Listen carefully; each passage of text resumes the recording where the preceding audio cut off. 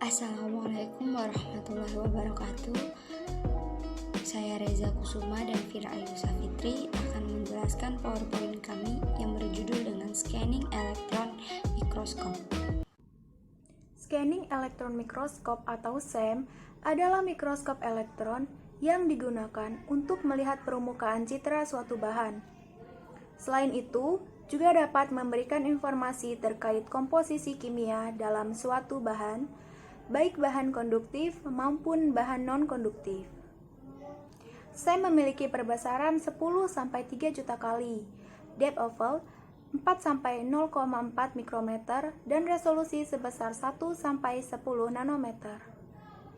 Kemampuan inilah yang membuat SEM banyak digunakan untuk keperluan penelitian dan industri. SEM pertama kali dikomersikan oleh von Ardenne pada tahun 1965 dengan fungsi men-scanning dari sinyal elektron melewati sampel.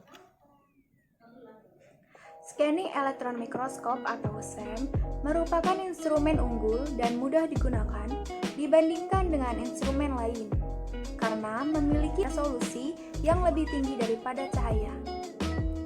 Cahaya hanya mampu mencapai 200 nanometer, sedangkan elektron dapat mencapai resolusi hingga 0,1 sampai 0,2 nanometer. Selanjutnya, bagian-bagian SEM. Ada sistem vakum. Karena tanpa vakum yang cukup dalam SEM, berkas elektron akan sulit kontrol atau dihasilkan. Lalu, sumber elektron. Sumber elektron mampu membuat dan mempercepat elektron yang dibutuhkan agar hasilnya bisa lebih baik dibandingkan teknologi lainnya. Kolum. Kolum berguna untuk memasang lensa yang dipakai saat sedang meneliti suatu bahan kimia ataupun zat yang ada. Stage. Stage memiliki fungsi utama untuk memindahkan sampel dan membawanya menuju berkas elektron. Detektor sistem. Detektor sistem berfungsi untuk mengumpulkan elektron bergantung pada jenis interaksinya dengan sampel. Lalu sistem elektronik yang memiliki fungsi untuk menggerakkan semua perangkat yang ada sesuai dengan fungsinya. Yang terakhir ada software. Software berfungsi untuk menyederhanakan sistem pengoperasian pada SEM. Skema SEM dapat dilihat terdapat elektron gun alignment control, pneumatic air loop valve, condenser lens, objective aperture, scanning coil, objective lens, motoric stack, dan sample camber. Sample camber bertujuan untuk menghilangkan efek pergerakan elektron yang tidak beraturan karena adanya molekul gas pada lingkungan tersebut yang dapat mengakibatkan penurunan intensitas dan stabilitas. Lalu meminimalisasi gas yang dapat bereaksi dengan sampel atau mengendap pada sampel, baik gas yang berasal dari sampel ataupun mikroskop. Karena apabila hal tersebut terjadi, maka akan menurunkan kontras dan membuat gelap detail pada gambar. Prinsip kerjanya bermula dari elektron beam yang dihasilkan oleh sebuah filamen pada elektron gun. Pada umumnya, elektron gun yang digunakan adalah tungsten hairpin gun dengan filamen berupa lilitan tungsten yang berfungsi sebagai katoda. Tegangan diberikan kepada lilitan yang mengakibatkan terjadinya pemanasan. Anoda kemudian akan membentuk gaya yang akan menarik elektron melaju menuju ke anoda.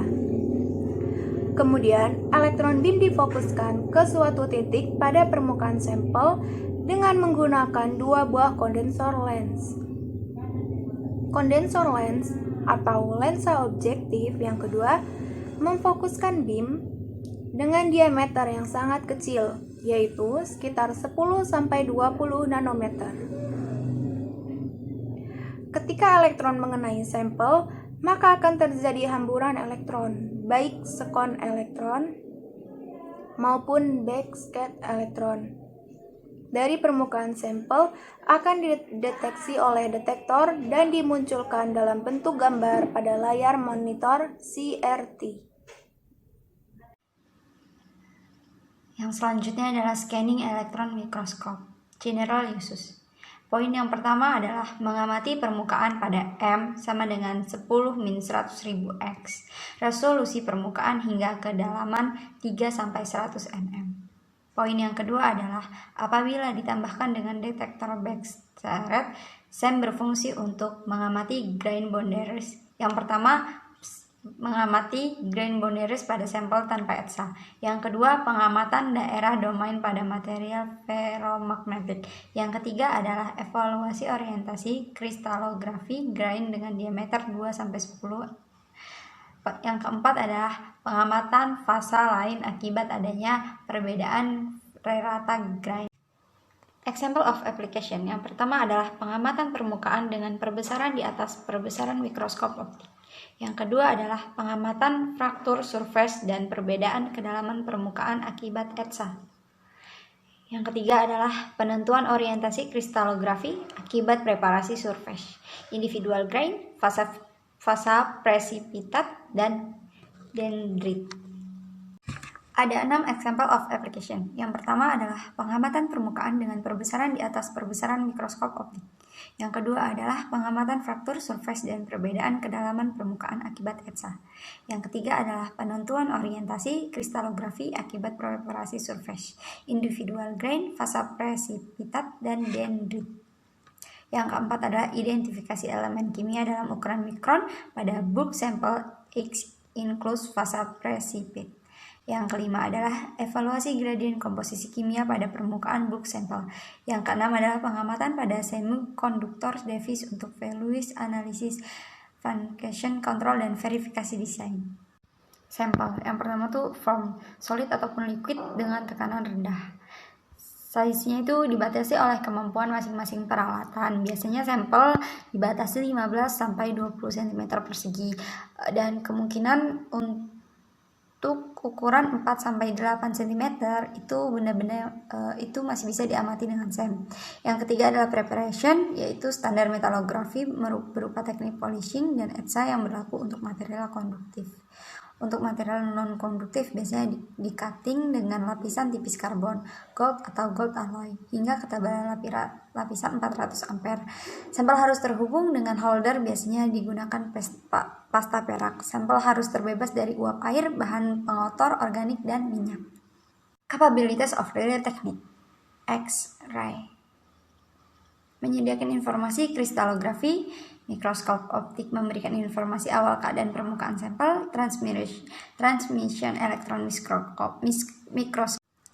Selanjutnya adalah kategori komponen dalam mikroskop elektron. Ada 4. Yang pertama adalah elektron column, yang kedua adalah specimen chamber, yang ketiga adalah vacuum pumping system, yang keempat adalah electronic control dan imaging system.